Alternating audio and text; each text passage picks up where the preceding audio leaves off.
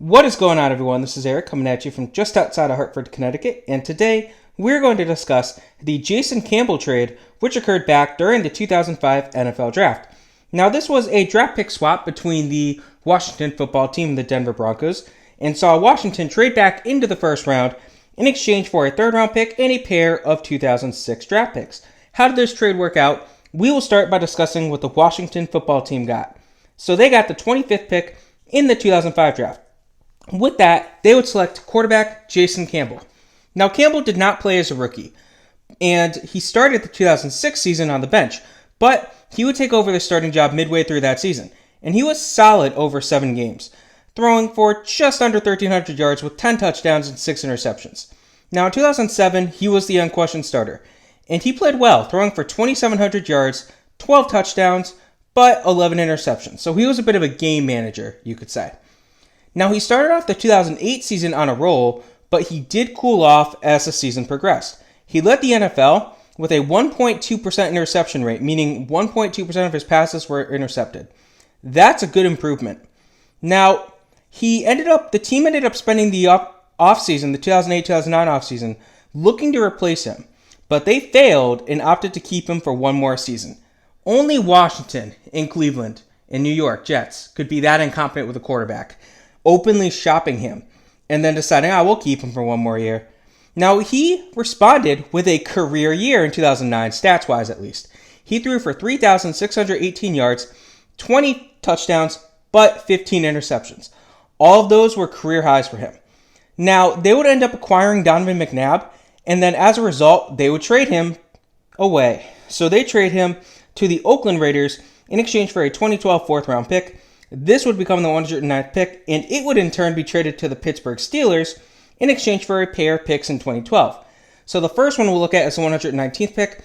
With that, Washington would select linebacker Keenan Robinson.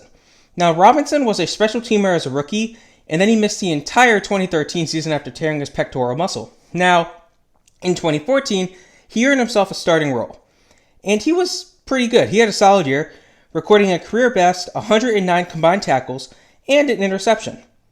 He started 8 of 12 games in 2015, recording 63 tackles with an interception before walking as a free agent. They also got the 193rd pick in 2012. With that, they would select offensive tackle Tom Compton. And Compton, he would spend the first 2 years as a reserve / a special team player, and he ended up winning the starting right tackle role midway through the 2014 season. But he wasn't great, he was mediocre. He went back into a reserve role in 2015, recording a single start, and then he would walk from the team. Not the greatest haul for Washington, but how did Denver do? So Denver got 3 picks. The first one is the 76th pick in the 2005 draft. They would use that to select cornerback Carl Palmer, and Palmer spent 4 years as a backup, recording 3 picks with 101 tackles while earning 5 career starts for the team before walking as a free agent. Not the best.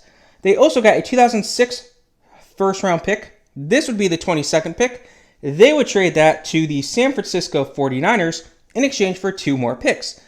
Now, the first pick was the 37th pick. The second was the 68th. So the 37th pick gets traded to the Green Bay Packers in exchange for wide receiver Javon Walker. Walker had a strong first year in Denver, recording 69 receptions for 1,084 yards and 8 touchdowns. Now, the day after their regular season finale, Walker was in a car that was shot at. His teammate, Durant Williams, was shot and was murdered. Walker modeled his hair after Williams for the upcoming 2007 season, and he started off that year strong, but he would hurt his knee, and he ended up getting replaced by Brandon Marshall as the team's number 1 receiver. We'll get to him shortly. Now, he started off the year with a pair of 100-yard games, but he ended the year with only 287 yards to show you how, he started off hot but really cooled off. Now, the team actively tried to trade him after the season, but they could not find a willing trade partner to take his contract, so they ended up releasing him. Now, Denver also got the 68th pick in 2006. They traded this away. We discussed this in the Jay Cutler video, which will be linked in the description below. So, Denver also got a 4th-round pick in 2006 from Washington. This would become the 119th pick. With that, they would select wide receiver Brandon Marshall. Now, he partially would tear his PCL in his knee in the preseason as a rookie. but he still had a relatively decent year, recording 20 catches for 309 yards and a pair of touchdowns. Now, he started to get more involved as the season progressed, as you can expect, coming off a partially torn PCL. So, gotta give credit where credit is due with that. Now, he had a very strong second season in Denver, recording 102 catches for 1,325 yards and 7 touchdowns. Obviously, he basically took the job of Javon Walker, so gotta give him credit for that as well. Now, an odd incident occurred before the 2008 season. Basically, he was playing around and wrestling with some of his family members at home, and he ended up slipping on a fast food wrapper. Now, he ends up falling through a television, which messed up his right arm really bad. The glass in the television would cut an artery, a vein, a nerve, 2 tendons, and 3 muscles. His arm was repaired, and he was able to return for the preseason. Now, he was suspended for the first game of 2008, but he broke out that year. And in game 2 of that season, he actually registered 18 catches for 166 yards. He ended the year with 104 catches for 1,265 yards and 6 touchdowns. He later would reveal that his right hand was numb for the entire season, which makes you wonder how good he could have been if that whole TV incident hadn't occurred. During a Week 14 game in the 2009 season, he went off, recording an NFL record 21 catches for 200 yards and a touchdown. He was benched for Week 17 after not showing up for a physical therapy session. Now, off-the-field issues and not showing up and not showing respect to the team caused some cracks to develop in the relationship between Denver and Brandon Marshall, and he ended up getting traded away. Now, this trade more than warrants its own video, so that will be coming out very soon. Now, for Denver, he was a 2-time Pro Bowler. So Denver did pretty good, specifically with Marshall. How did the other teams involved do? We'll start by looking at the Oakland Raiders, who got quarterback Jason Campbell. Now, Campbell started off a little shaky, and he was benched after a pair of games. He would regain his starting job in Week 5 due to an injury, but he continued to struggle until a Week 7 rout of the Denver Broncos, in which he led the team to a franchise record 59 points. Over 12 starts with the team, he compiled 2,387 yards, 13 touchdowns, and 8 interceptions. Now, he started off the 2011 season decently, leading the team to a 4-2 record with 1,170 yards, 6 touchdowns, and 4 interceptions, before he would suffer a season-ending broken collarbone. Now, due to this, the team decided to trade for Carson Palmer. That trade will also get its own video, and Campbell was seen as an afterthought, so he walked as a free agent. Next, we have the Pittsburgh Steelers, who got the 109th pick in the 2012 draft. They would use that to select defensive tackle Alameda Tamayo, and Tamayo spent 1 year as a healthy scratch before he was waived as a free agent.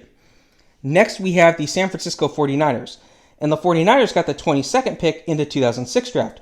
With that, they would select linebacker Manny Lawson. And Lawson was drafted to become a pass-rushing linebacker in a 3-4 system. He had a solid rookie year, recording 2.5 sacks, 57 tackles, and an interception. Now, he ended up tearing his ACL after 2 games in the 2007 season, so that was basically last year. But he rebounded well and continued to play decently in 2008, recording a solid number of tackles in 45 and 3 sacks, while continuing to be strong in coverage. He was known as a strong coverage linebacker. Despite being a pass rusher, he really blossomed. San Francisco hit on that. Now, he had a career year stat-wise in 2009, compiling 68 tackles and career highs in forced fumbles with 3, sacks with 6.5, and quarterback hits with 16. Now, he had another solid year in 2010 before he would walk as a free agent. Now, the last team we have to look at is the Green Bay Packers, who got the 37th pick in 2006. They would trade this pick away. We will not be discussing that trade. So this was the Jason Campbell trade. It does link to a few other trades. Like I mentioned, Jay Cutler, Brandon Marshall will get its own video soon. So hope you guys enjoyed this. Have a good rest of your day.